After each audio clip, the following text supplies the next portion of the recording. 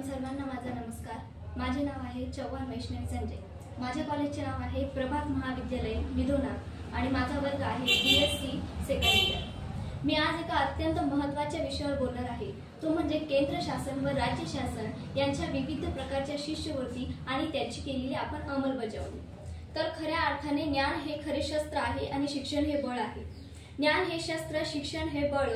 गरिबांच्या घरी उजेडी येऊ दे, गरिबांच्या घरी उजेडी येऊ दे। शिष्यवृत्तीने फुलतील स्वप्नांची फुलं, शिष्यवृत्तीने फुलतील स्वप्नांची फुलं आणि खऱ्या अर्थाने या प्रकारे होईल आपला भारत देश मंगल मंगल। तर मित्रांनो, आपला भारत देश हा खरं तर फक्त शिक्षणाने आपल्या भारत देशामध्ये ज्ञान प्रसारित होत नाही, तर आपल्या देशामध्ये व्यक्तिमत्व तयार होतात। व्यक्तिमत्व तयार होऊन खऱ्या अर्थाने आपल्या देशामध्ये आपण समाजाला दिशा देतो आणि ही खरी प्रक्रिया आपल्या देशामध्ये आहे। परंतु शिक्षण हे फक्त शिक्षण नव्हे, तर शिक्षणाचे खरं महत्त्व काय, शिक्षणाची खरी ताकद काय, शिक्षण म्हणजे काय हे आपण विद्यार्थ्यांपर्यंत पोहोचवलं पाहिजे। त्यांना येणारे अडथळे, त्यांना येणारे निर्माण होणारे अडथळे हे दूर करायला पाहिजे आणि म्हणूनच हा उद्देश खऱ्या अर्थाने सिद्ध करण्यासाठी सरकारांनी खऱ्या अर्थाने शिष्यवृत्ती आणि नवीन नवीन योजना तयार केलेल्या आहेत। विद्यार्थ्यांची परिस्थिती, सामाजिक परिस्थिती किंवा जात, लिंग किंवा भौगोलिक स्थान या वेगवेगळ्या बाबींवर विचार करूनच त्यांनी अशा योजना आखलेल्या आहेत, या योजना तयार केलेल्या आहेत। तर उदाहरणार्थ म्हटलं तर आता आपण बघतो तर केंद्र शासनाच्या राष्ट्रीय शिष्यवृत्ती योजना म्हणजे पोस्ट मार्जिन स्कॉलरशिप किंवा इन्स्पायर स्कॉलरशिप या सर्व प्रकारच्या स्कॉलरशिप आपल्याला ते देतात। किंवा उदाहरणार्थ म्हटलं तर राजकीय स्कॉलरशिप म्हणजे प्रकाराद्वारे त्याच्यामध्ये डॉक्टर बाबासाहेब आंबेडकर स्कॉलरशिप किंवा मग पंडित दीनदयाळ उपाध्याय स्कॉलरशिप, विद्या सहाय्य योजना असे अनेक योजना आपल्याला त्यांनी दिलेल्या आहेत। या योजना आपल्याला निर्माण झालेल्या आहेत।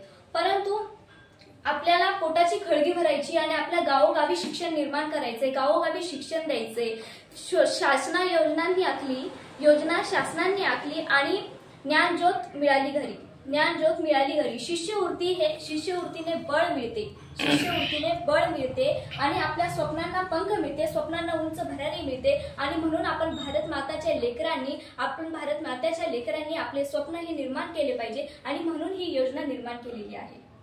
परंतु खऱ्या अर्थाने ही योजना निर्माण करण्यामागचा खरा अर्थ काय, खरा उद्देश काय, तर तो असा आहे की गरिबांच्या विद्यार्थ्यांना किंवा होतकरू विद्यार्थ्यांना उच्च शिक्षणासाठी आपण प्रोत्साहित केलं पाहिजे, त्यांना प्रोत्साहन दिलं पाहिजे। शिक्षणामध्ये समान संधी उपलब्ध करून देता आली पाहिजे आपल्याला आणि आपण शहरी भागात किंवा ग्रामीण भागामध्ये दर कमी करण्यात आला पाहिजे। हे सर्वात महत्त्वाचं त्याच्या मागचं कारण आहे। आता आपण बघितलो तर अंमलबजावणी करायची म्हटली तर खूप सारे अडथळे येतात, काही तांत्रिक अडचणी येतात, परंतु काही विद्यार्थ्यांची जी जबाबदारी आहे त्यामध्ये अभाव दिसतो किंवा मग कागदपत्रामध्ये विलंबने दिसतात। ही खूप सारी तांत्रिक अडचणी येतात, परंतु ही जर तांत्रिक कारणे आपण सोडवली, हे दूर केलं तर खऱ्या अर्थाने या जी योजना आहे याचा खरा अर्थ काय, खरा उपयोग काय हा आपण जास्तीत जास्त विद्यार्थ्यांपर्यंत पोहोचवू शकतो असं मला वाटतं। खऱ्या अर्थाने तर माझं मत असं आहे की प्रत्येक शाळा, विद्यापीठ, प्रत्येक ठिकाणी या योजनेची आपण अंमलबजावणी केली पाहिजे आणि सरकारने यामध्ये येणाऱ्या जे काही अडथळे आहे ते दूर करून ही प्रक्रिया अगदी सुलभ आणि वेगवान आणि सोपी केली पाहिजे असं मला वाटतं। परंतु आता मी एवढं म्हणेन की ज्ञानदीप पेटवू घरी अंधकार हा नष्ट होऊ दे, ज्ञानदीप पेटवू घरी अंधकार हा नष्ट होऊ दे।